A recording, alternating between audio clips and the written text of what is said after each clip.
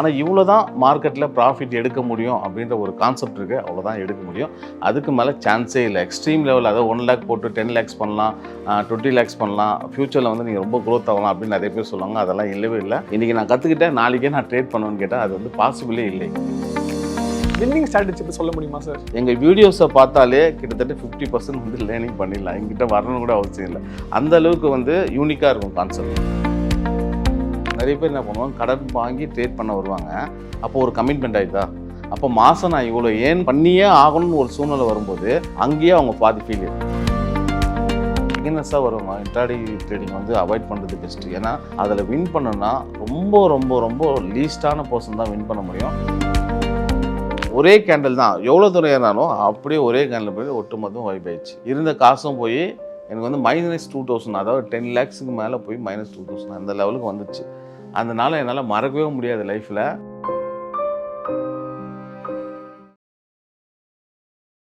IBC Tamil நேயர்களுக்கு வணக்கம். இன்று நம்மோடு பேசுவதற்கு பி ஸ்கொயர் ட்ரேட் அகாடமியோட கோ-ஃபவுண்டர் அண்ட் சிஎஃப்ஓ ராஜேஷ்குமார் தான் இருக்காங்க. இன்னைக்கு அவங்க கிட்ட பேச போகிறோம், வாங்க பேசலாம். வணக்கம் சார். வணக்கம். எப்படி சார் இருக்கீங்க? நல்லா இருக்கேன். நீங்கள் எப்படி இருக்கீங்க? சார் நல்லா இருக்கேன் சார். நிறைய விஷயங்கள் வந்து சோஷியல் மீடியாவில் பகிரப்பட்டு வருது சார். அது குறிப்பாக சில விஷயங்கள் வந்து பார்த்தீங்கன்னா சோஷியல் மீடியாவில் வந்து சொல்கிற விஷயங்கள் பார்த்தீங்கன்னா ஷேர் மார்க்கெட்டில் வந்து ஈஸியாக பணம் பண்ண முடியும் அப்படின்னு சொல்கிறாங்க. இதுக்கு உங்களான பதில் என்ன சார்? மீன்ஸ் வந்து நீங்கள் வந்து யூடியூப்பில் இந்த சேனல்ஸை வந்து ப்ராஃபிட் காட்டுவாங்க, நிறைய எக்ஸ்ட்ரீம் லெவலில் போகும். அதை பற்றி தானே கேட்குறீங்க? ஆக்சுவலாக வந்து இப்போது ப்ராஃபிட்டை காட்டுறாங்க, நிறைய பேர் ப்ராஃபிட் காட்டுவாங்க. எக்ஸ்ட்ரீம் லெவலில் 50,000, 1 lakhs அப்படின்னு சொல்லிட்டு அந்த டைமில் காட்டுவாங்க. ஆனால் அவங்களோட மறுபக்கம்னு ஒன்று இருக்குது, அது யாருக்குமே தெரியாது. அவங்க அது மட்டும்தான் ரியலாக காட்டுறாங்களா இல்லை அது ஃபேக்கான்றது யாருக்குமே தெரியாது. ஏன்னா ஒரே இடத்துல ரெண்டுமே செய்வாங்க. ஒரு சைடில் பை பண்ணுவாங்க, ஒரு சைடில் செல் பண்ணுவாங்க. எது வந்து க்ரீனில் வருதோ அதை மட்டும் தான் லீட் பண்ணி காட்டுவாங்க.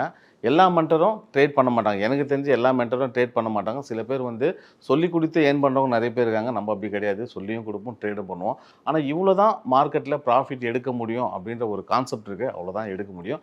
அதுக்கு மேலே சான்ஸே இல்லை. எக்ஸ்ட்ரீம் லெவல், அதாவது 1 lakh போட்டு 10 lakhs பண்ணலாம், 20 lakhs பண்ணலாம், ஃப்யூச்சரில் வந்து நீங்கள் ரொம்ப க்ரோத் ஆகலாம் அப்படின்னு நிறைய பேர் சொல்லுவாங்க. அதெல்லாம் இல்லவே இல்லை. அந்த மாதிரி பண்ணவே முடியாது. அதை நிதானமான வளர்ச்சி தான் இங்கே முடியுமே தவிர எக்ஸ்ட்ரீம் லெவலில் க்ரோத் பண்ண முடியாது. ஸ்டார்டிங் ட்ரேடிங் சொன்னாலே வந்து எல்லாருக்கும் சில கொஸ்டின்லாம் எழுதுது சார். ஃபர்ஸ்ட் கொஸ்டின் வந்து பார்த்தீங்கன்னா, ட்ரேடிங்னா வந்து சில பேர் வந்து கேம்பிளிங் அப்படின்னு நினச்சிட்டு இருக்காங்க. ட்ரேடிங்னா சில பேர் லக்குன்னு நினச்சிட்டு இருக்காங்க. இன்னும் ரொம்ப கம்மியான பீப்பிள்லாம் வந்து பார்த்தீங்கன்னா ட்ரேடிங்னா வந்து திறமை இருந்தால் மட்டும் தான் ட்ரேட் பண்ண முடியும்னு நினச்சிட்டு இருக்காங்க. இந்த 3 கொஸ்டினுக்கும் உங்களான பதில் என்ன சார்?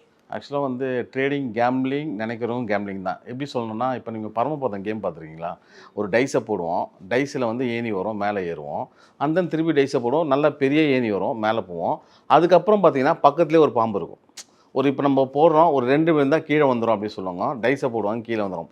அந்த மாதிரி மற்றவங்கள சொல்கிறது, டைஸுன்றது மற்றவங்க, அவங்கள நம்பி பண்ணுறவங்க இங்கே கேம்பிளிங் தான் ஃபேஸ் பண்ணுவாங்க தவிர தன்னை நம்பி பண்ணுறவங்க சக்ஸஸ் பண்ணலாம். கேம்பிளிங்கிறது யாருன்னா அடுத்தவங்கள நம்பி பண்ணுறவங்க தான் இங்கே கேம்ப்லஸ். தன்னை நம்பி இப்போ நீங்கள் வரீங்க, நீங்கள் நான் கற்றுக்கிட்டேன், லேர்ன் பண்ணிட்டேன், நான் இதுக்கப்புறம் ப்ராஃபிட் பண்ண போகிறேன் இல்லை லாஸ் பண்ண போகிறது உங்கள் கையில் தான் இருக்குது. அப்போ எந்தெந்த இடத்துல என்னென்ன இருக்குது. இப்போ அதே அந்த கேமை நான் டைஸ் இல்லாமல் நான் வந்து 1 by 1 போகிறேன் அப்படின்னா உங்களுக்கு தெரியும் எங்கே பாம்பு இருக்குது, எங்கே ஏணி இருக்குது. ஏணி ஏறும்போது சின்ன சின்ன ஏணியாக இருந்தால் நீங்கள் கரெக்டான லெவலில் போகலாம். பெரிய ஏணி ஏறும்போது பக்கத்துலேயே பாம்பு இருக்கும். இதுதான் விஷயம். கேம்பிளிங்கிறது யாருன்னா அடுத்தவங்களை நம்பி போனவங்க தான் கேம்பிளிங். நம்மள அது கேம்பிளிங் கிடையாது. இப்போ லக்குன்னு சொல்லி வராங்களா சார், அவங்களுக்கு என்ன சொல்லுவீங்க? லக்கு சில டைமில் லக்கு வரும் தான். கண்டிப்பாக வந்து ட்ரேடிங்கை பற்றி என்னவென்னே தெரியாத சில பேர் வந்து பண்ணுவாங்க. அவங்க என்னென்னா அடுத்தது என்ன நடக்குன்னே தெரியாது, அதனால் எல்லாத்துக்குமே வெயிட் பண்ணுவாங்க. ஆனால் ப்ராப்பராக படித்தவங்க என்ன பண்ணுவோம், இதுக்கு மேலே போகுமா போகாதா அப்படின்னு தெரிஞ்சு அந்த இடத்துல சின்ன ப்ராஃபிட்டோடு எக்ஸிட் பண்ணுவாங்க. ஆனால் தெரியாதவங்க பெரிய ப்ராஃபிட்டை ஏர்ன் பண்ணுவாங்க. ஆனால் அது ஒரு நாள் மறுநாளில் அதை விட டபுளாக லாஸ் பண்ணுறவங்க தான் இங்கே அதிகம். அப்போ லக்குன்றது ஒன்ஸ் அப்பான் ஏ டைம் வரலாம், எல்லா நாளும் லக்கு வராதுங்க. இப்போ திறமைன்றது எது அடிப்படையில் சார் வரும்? லேர்னிங் அடிப்படையில் தான். இப்போ எக்ஸாம்பிள் வந்து நம்ம ஒரு இன்ஜினியரிங் காலேஜ் படிக்கிறோம் 4 years, ஒரு டாக்டர் படிக்கிறோம் 5 years, அது மட்டும் போதுமா? அதுக்கப்புறம் எக்ஸ்பீரியன்ஸ், அந்த எக்ஸ்பீரியன்ஸை பேஸ் பண்ணி தான் சேலரி கொடுப்பாங்க. அதுக்கப்புறம் நீங்கள் என்ன டெக்னிக்கலாக பண்ணுறீங்க, என்ன வந்து ஸ்பெஷலாக என்ன பண்ணுறீங்க அப்படின்னு பேஸ் பண்ணி தான் உங்களுக்கு சேலரியே இன்க்ரிமெண்ட் ஆகும். அதே மாதிரி தான் இங்கேயும் ஃபஸ்ட்டு நீங்கள் வரீங்க, அண்ட் தென் கற்றுக்கிட்டீங்க. ஸ்பெஷலாக நீங்கள் என்ன கண்டுபிடிக்கிறீங்க. எல்லாரும் சொல்கிறது எல்லாமே நடக்குமான்னு கேட்டால் மார்க்கெட்லேயே இங்கே நடக்காது. ஏன்னா மார்க்கெட்றது எல்லாருக்கும் பொதுவானது. இப்போ வந்துட்டாங்க, கற்றுக்கிட்டாங்க, உடனே சக்ஸஸ் பண்ண முடியுமான்னு கேட்டால் முடியாது. அவங்களோட எக்ஸ்பீரியன்ஸ் அங்கே இன்க்ளூடிங் பண்ணணும். பண்ணால் மட்டும்தான் அங்கே சக்ஸஸ் பண்ண முடியும். இங்கெல்லாம் இல்லைனா இங்கே சக்ஸஸ் பண்ண முடியாது. இன்றைக்கி நான் கற்றுக்கிட்டேன், நாளைக்கே நான் ட்ரேட் பண்ணுவேன்னு கேட்டால் அது வந்து பாசிபிளே இல்லைங்க. எல்லாமே இப்போ நீங்கள் படிப்பை பேஸ் பண்ணி தான். நான் இப்போ முதல்ல சொன்ன மாதிரி தான் படிக்கிறீங்க, அண்ட் தென் அதுக்கு எக்ஸ்பீரியன்ஸ் பண்ணுறீங்க, அதுக்கப்புறம் தான் நீங்கள் எக்ஸிக்யூட் பண்ணுறீங்க. அப்போ தான் உங்களால் வின்னிங் ரேஷியோ அதிகமாக இருக்கும். ஓகே, அப்போ நீங்கள் ஸ்டார்டிங் சொல்கிற மாதிரி வந்து பார்த்தோம்னா ட்ரேடிங்கில் வந்து மனிப்புலேஷன் இருக்கா சார்? கண்டிப்பாக இருக்குது மேனிப்புலேஷன் இல்லாமல் ட்ரேடிங்கே கிடையாது.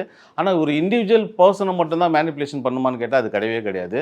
இங்கே வந்து ஒருத்தர் ப்ராஃபிட்டு ஒருத்தர் லாஸ். நீங்களே சொல்லுங்கள், ஒருத்தர் லாஸ் பண்ணால் தான் ஒருத்தர் ப்ராஃபிட் பண்ண முடியும். இது இருக்கும்போது கண்டிப்பாக மேனிப்புலேஷன் ஒன்று இருக்குது. அந்த மேனிப்புலேஷன் எங்கே பண்ணுறாங்க, யார் பண்ணுறாங்க, அதுதான் லேர்னிங். ஓகே, அந்த மேனிப்புலேஷனை நீங்கள் கண்டுபிடிக்கிறதுக்கு நிறைய நீங்கள் படிக்கணும். சாதாரண விஷயம் கிடையாது. இது வந்து ரொம்ப நாட்கள் கண்டிப்பாக தேவைப்படும். ஆனால் நீங்கள் அதை கண்டுபிடிச்சிட்டிங்கன்னா அந்த இடத்துல மேனிப்புலேஷன் தான் நடக்க போகுது அப்படின்றத முன்னாடியே ப்ரிடிக்ட் பண்ணலாம்.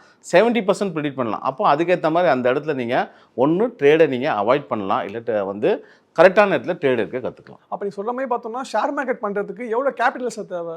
கேபிட்டல்ன்றது அவங்களோட தேவையை பொறுத்து. இப்போ எனக்கு வந்து நான் 1 லட்ச ரூபா வச்சுருக்கேன், ஒரு 5% ஒரு 5000 ரூபா ப்ராஃபிட் பண்ண போகிறேன். டீசெண்டான ஒரு நான் 10,000 வச்சுருக்கேன், நான் 1 லட்ச ரூபா பண்ண அப்படின்னா அது வந்து பேராசை.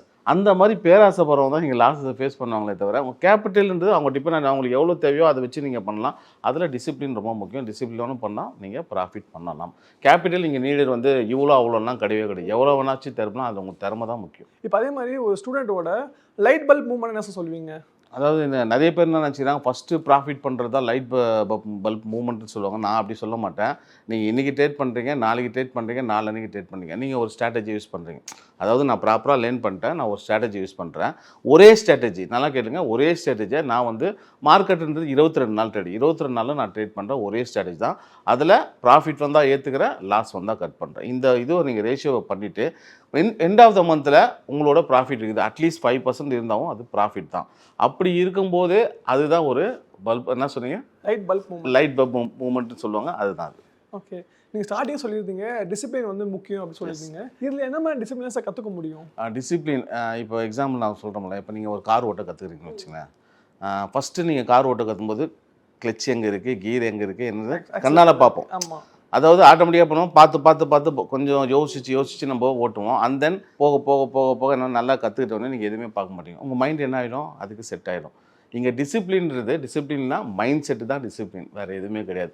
இப்போ வந்து ஒருத்தன் ஒழுக்கமாக இருக்கான், நல்லவனாக இருக்கான், அவன் ட்ரேடிங்கில் வரான், அங்கே ஜெயிக்க முடியுமா? நான் ஒழுக்கமாக தான் டிசிப்ளினாக தான் இருக்கேன், ஆனால் ட்ரேடிங்கில் ஜெயிக்க முடியுமா? ஜெயிக்க முடியாது. ட்ரேடிங்கில் டிசிப்ளின் இருக்கும். நீங்கள் எந்த ஒரு விஷயத்தை நீங்கள் கற்றுக்கிறீங்களோ அந்த விஷயத்தில் டிசிப்ளின் இருக்கும். நீங்கள் வேறு எதில் டிசிப்ளின் இருந்து சார் நான் நல்லவன், நான் வந்து ட்ரேடிங் வந்துட்டேன் அப்படின்னா அதில் ஜெயிக்க முடியுமா? ஜெயிக்க முடியாது. அப்படிலாம் கிடையவே கிடையாதுங்க. அதே மாதிரி ட்ரேடிங்கில் டிசிப்ளினாக இருக்கும். அதே மாதிரி நீங்கள் ஒரு விஷயத்தை கற்றுக்கிறீங்கன்னா தொடர்ந்து ஒரே விஷயத்தை நீங்கள் ப்ராக்டிஸ் பண்ணும்போது உங்கள் மைண்டுக்கு செட் ஆகிடுமா? அப்போ நீங்கள் அதை விட்டு வேறு எதுவும் பண்ணவே மாட்டீங்க. கார் ஓட்டுற மாதிரி தான், நான் ஏறி உட்காடுறேன், நான் நினைக்கிற இடத்துக்கு போகிறேன், ஆட்டோமேட்டிக்காக அது போயிட்டே இருக்கும். அதே மாதிரி தான் நான் ஒரு ட்ரேட் எடுக்க போகிறேன், டிசிப்ளினாக நான் வந்து ஃப்யூச்சரில் முன்னாடியே பிஃபோராக நான் கற்றுக்கிட்டேன், நான் அதன்படியே போகிறேன், அதை தவிர்த்து வேறு எந்த இதெல்லாம் நான் பண்ண மாட்டேன் அப்படின்னு நீங்கள் வந்து மைண்ட் செட்டு முடிவாயிடும். அதுக்கேற்ற மாதிரி நீங்கள் ட்ரேடிங் எடுக்கலாம், நீங்கள் சக்ஸஸ்ஃபுல் ட்ரேடராக மாட்டீங்க. இவ்வளோ விஷயங்கள் பகிர்ந்தீங்க இல்லையா? அதே மாதிரி வின்னிங் ஸ்ட்ராட்டஜி இப்போ சொல்ல முடியுமா சார்? வின்னிங் ஸ்ட்ராட்டஜின்னு ஒன்று இருக்கான்னு கேட்டால் இங்கே லாஸஸ் அண்ட் ப்ராஃபிட் ரெண்டுமே இருக்குது. நான் முதல்ல சொன்னதான், எண்ட் ஆஃப் த மந்தில் நீங்கள் ப்ராஃபிட் பண்ணால் அதுதான் வின்னிங் ஸ்ட்ராட்டஜிக்கிற. இங்கே வந்து எல்லா ஸ்ட்ராட்டஜியும் எல்லா நாளும் ஒர்க் ஆகாது. இப்போ நிறைய பேர் இருக்காங்க, என்னென்னா நான் ஒரு ஸ்ட்ராட்டஜி சொல்லித்தரேன், இன்னொருத்தர் ஒரு ஸ்ட்ராட்டஜி சொல்லித்தரேன், அவங்களா ஒரு ஸ்ட்ராட்டஜி சொல்லித்தராங்க. ஒவ்வொரு நாளைக்கும் ஒவ்வொரு ஸ்ட்ராட்டஜி அப்ளை பண்ணணும். அப்படி அப்ளை பண்ணால் சக்ஸஸ் வராது. ஏன்னா இந்த ஸ்ட்ராட்டஜி இன்றைக்கி ஒர்க் ஆகுது, நாளைக்கு அந்த ஸ்ட்ராட்டஜி, அப்போது நாளைக்கு அது ஃபெயிலியர் ஆகுது. உங்களுக்கு புரியுதுங்களா? ஒரே ஸ்ட்ராட்டஜியை நீங்கள் வந்து தொடர்ந்து நீங்கள் அதையே ப்ராக்டிஸ் பண்ணிங்கன்னா அதில் ஃபெயிலியர் வரும். ஆனால் அந்த ஃபெயிலியரோட ரேஷியோன்னு ஒன்று இருக்குது. இப்போ 10 out of 8னா அது சக்ஸஸ், இப்போ 10 out of 10னா அது ஃபெயிலியர், இப்போ 10 out of 5னாலும் வேஸ்ட் நம்ம பண்ணுறது. ஏன்னா நீங்கள் ட்ரேட் பண்ணுறீங்க, ப்ராஃபிட்டும் பண்ணுறீங்க, லாஸும் பண்ணுறீங்க, ரெண்டுமே ஈக்குவல் ஆகுது. ஆனால் ப்ரோக்கரேஜ்னு ஒன்று இருக்குது, டேக்ஸ்னு ஒன்று இருக்குது, இதெல்லாம் போங்க ஓவரால் லாஸில் தான் இருப்பீங்க. அப்போது நீங்கள் வந்து இது பண்ணும்போது தான் தெரியும், ஒரே விஷயத்தை தொடர்ந்து ப்ராக்டிஸ் பண்ணும்போது தான் தெரியும் இது வந்து ஸ்ட்ராட்டஜி சக்ஸஸ்ஃபுல் ஸ்ட்ராட்டஜியா இல்லை ஃபெயிலியர் ஸ்ட்ராட்டஜியா. அப்போ ஸ்ட்ராட்டஜின்னு ஒன்று இருக்குது, அந்த ஸ்ட்ராட்டஜியை நான் தொடர்ந்து ப்ராக்டிஸ் பண்ணுறேன், ப்ராக்டிஸ் பண்ணால் அதில் வின்னிங் ரேஷியோ வருதா, அதை நீங்கள் யூஸ் பண்ணால் வின் பண்ணுவீங்க. மாறி ஸ்ட்ராட்டஜின்றது மாறி இல்லை, ஸ்ட்ராட்டஜி நிறைய இருக்குது. உங்களுக்கு என்ன தேவை அந்த ஸ்ட்ராட்டஜி நீங்கள் யூஸ் பண்ணுங்கள். எனக்கு ட்ரேடிங் பண்ண ஆசையாக இருக்குது. இப்போ நான் வந்து இன்ஸ்டாகிராமோ இல்லை சம்திங் சோஷியல் மீடியா உள்ளே வந்தோடனே நிறைய இது இருக்குது. அதாவது இப்போ B2 அகாடமின்ற மாதிரி A2 அகாடமி ஒன்று இருக்குது, C2 மாதிரி ஸோ அதிகமாக இருக்குது இல்லையா? இப்போ நான் வந்து இதுதான் வந்து எனக்கான பர்ஃபெக்டான பிளாட்ஃபார்ம்ன்றதை நான் எப்படி சூஸ் பண்ணணும்? யாரும் வந்து டெய்லி ட்ரேட் பண்ணி ப்ராஃபிட்டை ஷோ பண்ணாமல் இருக்காங்களோ அவங்களையும் வந்து சூப்பரான ஒரு மென்டாரு, சூப்பரான ஒரு இன்ஸ்டியூட். ஏன்னு கேட்குறேன்னா, பண்ணுறவன் எதுக்கு அங்கே காட்டணும்? இப்போ நான் ப்ராஃபிட் பண்ணுறேன்னா நான் அங்கே ஏன் காட்டணும்? நானே ப்ராஃபிட் பண்ணிட்டு போய்விடுவேன். எங்கே அதை காட்டி நான் எதுக்கு உன்னை கூப்பிடணும்? நான் ஒழுங்காக சொல்லித்தரேன், நீ கற்றுக்கோ, நீ பண்ணு. எங்களோட கான்செப்ட் என்னன்னா, நீங்கள் கற்றுக்கிட்டு நீங்கள் தான் பண்ணுவீங்க. நாங்கள் கால்ஸ் தர மாட்டோம், நாங்கள் இங்கே பை பண்ண சொல்ல மாட்டோம், அங்கே செல் பண்ண சொல்ல மாட்டோம், எதுவும் சொல்ல மாட்டோம். எந்த இடத்துல பை பண்ணணும் அப்படின்றத சொல்லிக் கொடுப்போம். அதை நீ ப்ராக்டிஸ் பண்ணுறது இங்கே பண்ணால் கரெக்டாக இருக்குமா அப்படின்றத நாங்கள் யூடியூப் சேனல் வீடியோஸில் நிறைய போட்டிருப்போம். எங்கள் வீடியோஸை பார்த்தாலே கிட்டத்தட்ட 50% வந்து லேர்னிங் பண்ணிடலாம். எங்கிட்ட வரணும்னு கூட அவசியம் இல்லை. அந்த அளவுக்கு வந்து யூனிக்காக இருக்கும் கான்செப்ட். அதனால் நாங்கள் பிலீவ் பண்ணி கூப்பிட்டா வரவங்க நிறைய பேர் இருக்காங்க. இந்த மாதிரி வந்து போலியான இது பண்ணி கூப்பிட்றாங்க தெரியுமா, அவங்கள நம்பி போக வேண்டாம். அவ்வளோதான் சொன்னேன். நான் ப்ராஃபிட் பண்ணி தரேன், நான் கால்ஸ் தரேன், 1 லட்சம் போட்டால் மாதம் 20% 30% தரேன், அதெல்லாம் பண்ணவே முடியாது. பண்ணுறவங்க அவங்களே பண்ணிக்கலாம், ஏன் உங்களை வச்சு பண்ணணும், அவசியமே இல்லைல்ல. அந்த மாதிரி நம்பி போகிறத விட இந்த மாதிரி யூனிக்காக கான்செப்ட் சொல்லிட்டு நீங்கள் பண்ணி நீங்கள் தான் பண்ண போகிறீங்கன்னு சொல்கிறவங்க கூட போகிறது தப்பு கிடையாது. அதாவது நீங்கள் எப்படி ஃபேக்கை கண்டுபிடிக்கலாம் அப்படின்னு சொல்லிட்டீங்க. இப்போ B2 ட்ரேட் அகாடமிக்கும் மற்ற ட்ரேட் அகாடமிக்கும் இருக்க டிஃப்ரென்ஸ் என்ன சார்?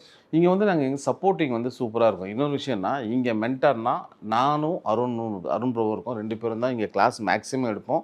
அட்லீஸ்ட் ஒரு 4 or 3 கிளாஸ் தான் வந்து ட்ரைனிங் எடுப்பாங்க. மேக்ஸிமம் கிளாஸ் நாங்கள் கவர் பண்ணுவோம். நிறைய இடத்துல போனால் மென்டார் வந்து கிளாஸே எடுக்க மாட்டாங்க, 2 கிளாஸ் 3 கிளாஸ் அப்படின்னு ஒன்று எடுப்பாங்க. மோஸ்ட்லி இது பண்ணுவோம். அதேமாதிரி எங்களை ஈஸியாக வந்து காண்டாக்ட் பண்ணலாம். யார் ஃபோன் பண்ணாலும் ஸ்டூடெண்ட் நாங்கள் எடுப்போம், யார் வேணால் எங்களை காண்டாக்ட் பண்ணலாம். அங்கெல்லாம் அவங்களுக்கு காண்டாக்டே பண்ண முடியாது. இப்போது ஒரு ட்ரேட் சொல்லிக் கொடுக்குறவங்ககிட்ட ஒரு கனெக்டிங் இருந்தால் தான் அடுத்த லெவலில் அவங்க வந்து க்ரோத் பண்ண முடியும். கனெக்டிங்கே இல்லாத போது அவங்க எப்படி க்ரோத் பண்ண முடியும்? ட்ரேட் சொல்லிக் கொடுக்குறாங்க, அவங்க கூட நான் காண்டாக்டே பண்ண முடியாது, டவுட்ஸ் அவங்ககிட்ட கேட்க முடியாது. அப்படின்ற பட்சத்தில் அவங்க எப்படி அடுத்த ஸ்டேஜுக்கு போக முடியும்? போக முடியாதுல்ல. அப்போது எந்த ஒரு இதுவாக இருந்தாலும் டைரெக்டாக எங்ககிட்டே பேசலாம். அதில் வந்து நாங்கள் என்ன சொல்லுவோம், எல்லாரையும் ஒரே மாதிரி தான் பார்ப்போம். இவங்க மேலே இவங்க கீழே. சில பேர் நிறைய பேர் காசு எடுத்துடுவாங்க, சில பேர் சார் நான் இவ்வளோ தான் இதுக்கு இதை வச்சு தான் ட்ரேட் பண்ண போகிறேன் அப்படின்னு வர பர்சன் இருக்காங்க. நாங்கள் அவங்களையும் இவங்களையும் ஒரே மாதிரி தான் பார்ப்போமே தவிர மேலே கீழேன்னு பார்க்க மாட்டோம். அதனாலேயே நீங்கள் வந்து நம்பி இங்கே வரலாம். மற்ற அகாடமியில் அது இருக்குமான்னு கேட்டால், நாங்கள் இது வரைக்கும் வெளியிலேருந்து வந்தவங்ககிட்ட கேட்ட வரைக்கும் நிறைய அந்த மாதிரி தான் சொல்லியிருக்காங்க. சார் சப்போர்ட் பண்ண மாட்டுறாங்க, ஃபோன் எடுக்க மாட்டுறாங்க, கிளாஸோடு விட்டுறாங்க. இங்கே அப்படி கிடையாது, சப்போர்ட் சூப்பராக இருக்கும். இப்போ ரிஸ்க்கை பொறுத்த வரைக்கும் பார்த்துக்கலாமே சார். இப்போ ரிஸ்க் வந்து பார்த்தீங்கன்னா இது சாய்ஸ் தான். எல்லாருமே ரிஸ்க் எடுக்க முடியுமான்னு சொல்ல முடியாது இல்லையா? ரிஸ்க் மேனேஜ்மெண்ட்டை பற்றி உங்களோட அப்ரோச் என்ன சார்? அதாவது நான் என்ன சொல்கிறேன்னா, இப்போ எனக்கு ஒரு 10 lakhs இருக்குது, நான் 10 lakhs வச்சுருக்கேன், நான் 10 lakhs வச்சு ட்ரேட் பண்ணுறேன். அந்த 10 lakhs உனக்கு எங்கேருந்து வந்தது? ஃபர்ஸ்ட் ஆஃப் ஆல் உன்னோட கேபிட்டல் எங்கேருந்து வந்தது? சார் என்னோடய சேவிங்ஸ்னால் அது பிரச்சனையே கிடையாது. நிறைய பேர் என்ன பண்ணுவாங்க, கடன் வாங்கி ட்ரேட் பண்ண வருவாங்க.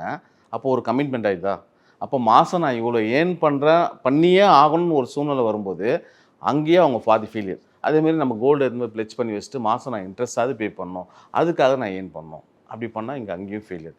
இது வந்து ஒரு சேவிங் அமௌண்ட், என்னோடய காசு, இது நான் லாஸ் பண்ணாலும் பரவாயில்ல, இந்த லாஸ்லேருந்து நான் ஒரு லேர்னிங்கை கற்றுக்க போகிறேன். ஏன்னா வந்து கேபிட்டல் ப்ரொடக்ஷன்ன்றது ஒவ்வொருத்தரும் தனிப்பட்ட அவங்களோட முடிவாக தவிர என்னோட இது இல்லை. நான் இப்போ சொல்லுவேன் 5% தான் நீங்கள் வந்து லாஸஸ் கொடுக்கணும், 10% ப்ராஃபிட் பண்ணணும்.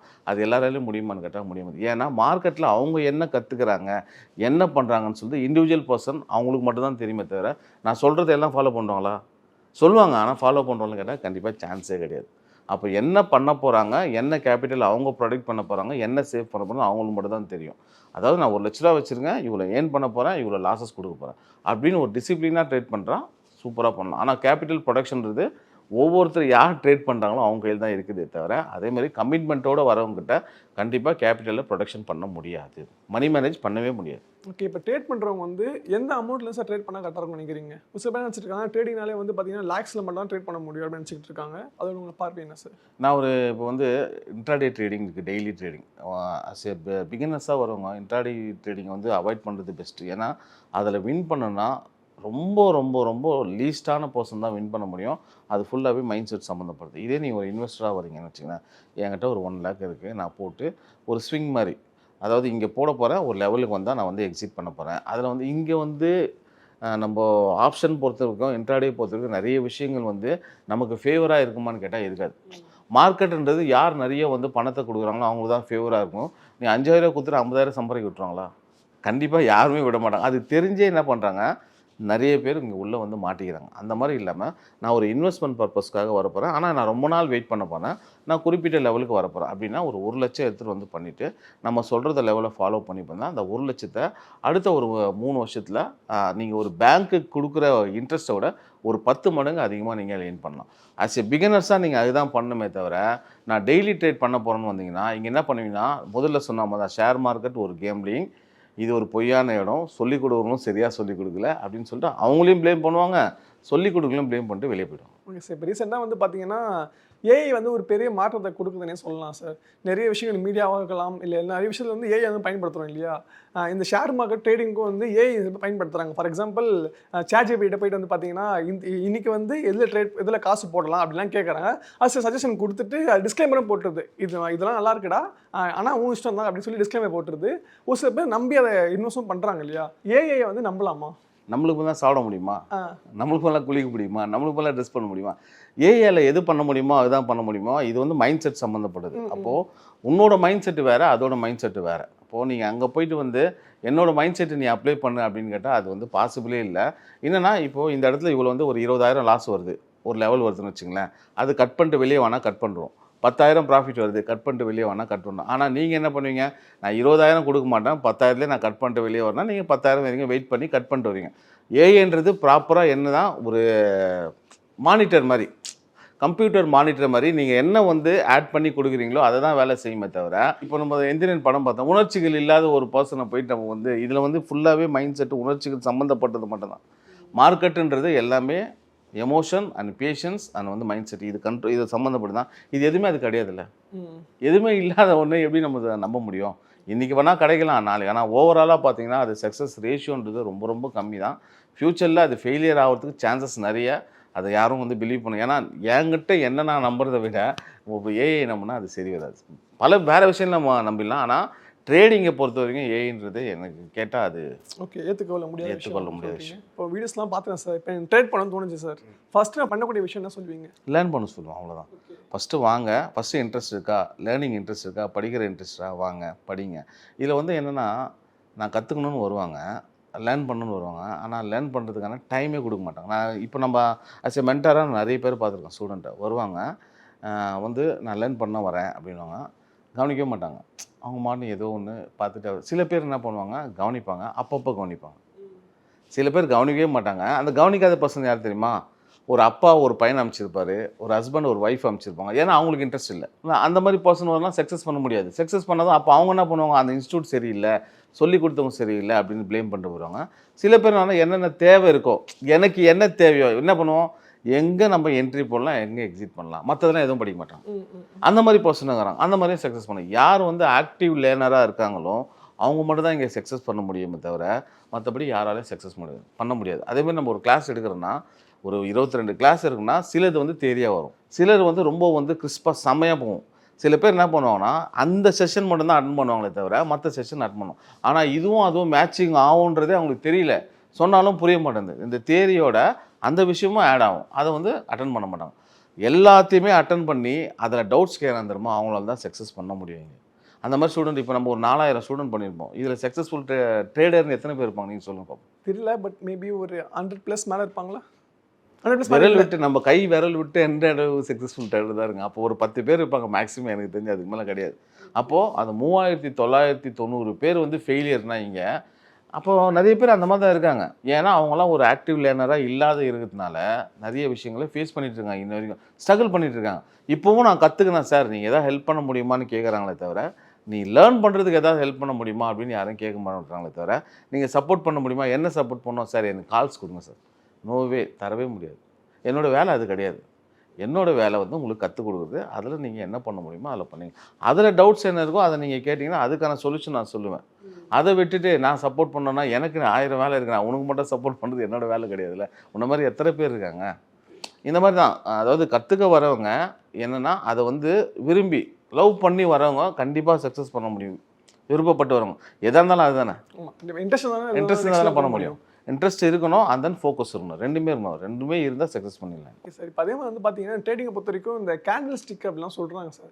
அது வந்து ஸ்டார்டிங் எனக்கு புரியல, அதை பற்றி எக்ஸ்பிளைன் பண்ண முடியுமா? கேண்டில் ஸ்டிக்ஸ்ன்றது ப்ரைஸ் ஆக்ஷன், அப்புறம் ஒரு விலையின் செயல்பாடு சொல்லி தான் வருது. இப்போ இங்கே வந்து பையிங் கேண்டில், செல்லிங் கேண்டில். இப்போ ஒரு பையர் வரானா உண்மையான பையரா இல்லை ட்ராப்பா? இப்போ என்னென்னா எல்லாருக்குமே தெரியும் ஒரு இடத்துல பை பண்ணணும், நம்ம சொல்லிக் கொடுக்கணும். சே எல்லாருமே எல்லா இன்ஸ்டியூட்டும் ஒரே கான்செப்ட் தான், லோ ப்ரைஸில் பை பண்ணணும், ஹை ப்ரைஸில் விற்கணும். அதுதான் லோ ப்ரைஸா அப்படின்றது தெரியாது. கரெக்ட் தெரியும். அது கேண்டில் ஸ்டிக்ஸ் ரீடிங்கில் சொல்லலாம், அது உண்மையான கேண்டலா இதை மேனிப்புலேஷன் கேண்டலா, இதை பற்றி தான் நம்ம கிளாஸ் எடுக்கணும். இந்த கேண்டில் உண்மையானமே ரியலான பையராக வந்திருக்கானா இல்லை ஒரு பெரிய இன்ஸ்டியூஷன் வந்து உள்ளே வந்து பையிங்காக க்ரியேட் பண்ணி உங்களை வாங்க வச்சு அவன் செல் பண்ணி வெளியே போகிறானா, இதை வந்து நாங்கள் வந்து கேண்டல்ஸ்டிக்ஸ் மூலமா விளக்கமாக எளிய முறையில் சொல்லித் தருவோம். அதை புரிஞ்சுக்கிறவங்க சக்ஸஸாக இருக்காங்க, புரியாதவங்க ஃபெயிலியர் ஆகிடுறாங்க. சொல்ல முடியுமா சார் நீங்கள்? அதாவது இப்போ நான் ஒரு பையர் வரான், பையர்னா ஒரு பையிங் கேண்டில் வருது. அட்லீஸ்ட் வந்து அந்த கேண்டலோட வேல்யூ வந்து 10 பாயிண்ட்னு வச்சுங்களேன், 10 பாயிண்ட் இருக்குது. மார்க்கெட்டுக்கு மேலேருந்து கீழே இறங்கிட்டே இருக்குது. இறங்குற இடத்துல ஒரு லோ ப்ரைஸ் வருது. லோ ப்ரைஸில் ஒரு பையர் வரான். பையர் வந்து நல்லா பெருசாக வந்து அந்த ப்ரீவியஸாக இருக்க செல்லரை வின் பண்ணுறான். ஒரு செல்லரை ஒரு பையர் வின் பண்ணிட்டா என்ன ஆக போகுது? மார்க்கெட் மேலே போகுது. இதுதான் கான்செப்ட். எந்த ப்ரைஸில்? லோ ப்ரைஸில். ஏன்னா இந்த ப்ரைஸுக்கு மேலே யாரும் வாங்குறதுக்கு யாரும் விற்கிறதுக்கு தயாராக இல்லை. இந்த ப்ரைஸுக்கு மேலே கீழே போகாதுன்னு முடிவு பண்ணியாச்சு. பையர் உள்ளே வந்துட்டான், வாங்கிட்டான். அண்ட் தென் பையர் உள்ளே வந்துட்டா யார் வெளியே போகணும்? செல்லர் வந்து வெளியே போய்டுவோம். அப்போ செல்லர் வெளியே போகிறோம்னா இன்னொரு ரெட்டு வரணும்ல. ஃபஸ்ட்டு க்ரீன் வந்துனா இங்கே என்ன பண்ணால் ரெட்டே வராமல் நிறைய பேர் பை பண்ணுவாங்க. அந்த ரெட்டு அந்த பையரை வின் பண்ணாமல் இருக்கணும். ஓகே. நான் ஒரு பயங்கரமான ஒரு ஃபைட்டர் வந்துட்டான் உள்ள. அந்த ஃபைட்டரை இன்னொரு ஃபைட்டர் வின் பண்ணானா அவ்வளோதான். அகெயின் அந்த ஃபைட்டர் வின் பண்ணானா அந்த கேண்டலை இன்னொரு கேண்டல் க்ளோஸ் வைக்கணும். க்ளோஸ் வைக்காத பட்சத்தில் இன்னொரு பையர் வந்து வின் பண்ணி போயிட்டே இருப்பான். அப்படியே ஆட் ஆகினே இருப்பாங்க. ஒரு பையரை வந்து ஃபஸ்ட்டு ஒரு செல்லர் வின் பண்ணிட்டானா அந்த திரும்பவும் ஃபைட் நடக்குவாங்க. செல்லர் வின் பண்ண ட்ரை பண்ணுவான், முடியல. என்ன பண்ணுவான்? அந்த பையரை பார்த்து இன்னொரு பையர் வருவான். அப்போ அந்த செல்லர் வின் பண்ணுவான். அப்போது எங்கே ஒரு பையர் வந்திருக்கோ அங்கே ஒரு செல்லர் வரணும். அந்த செல்லர் திரும்ப ஒரு பையர் எப்போ வின் பண்ணணும் அப்போ தான் மார்க்கெட். ஸ்டார்டிங் உங்களுக்கு ஒரு நெட்ஒர்த் இருக்கும், இப்போ நெட்ஒர்த் இருக்கும், சொல்ல முடியுமா சார்? அசட்டு. அதாவது முதல்ல பார்த்து செலவு பண்ணுற அளவுக்கு இருந்தது. இப்போ பார்க்காத செலவு பண்ணுறது அசட்டு. ஓகே, இதே இப்படியும் சொல்லலாம். ஸோ நிறைய விஷயங்கள் பகிர்ந்துக்கிட்டீங்க. உங்கள் நேரத்தை எங்களுக்காக செலவிட்டதுக்கு மிக்க நன்றி சார். Thank you very much.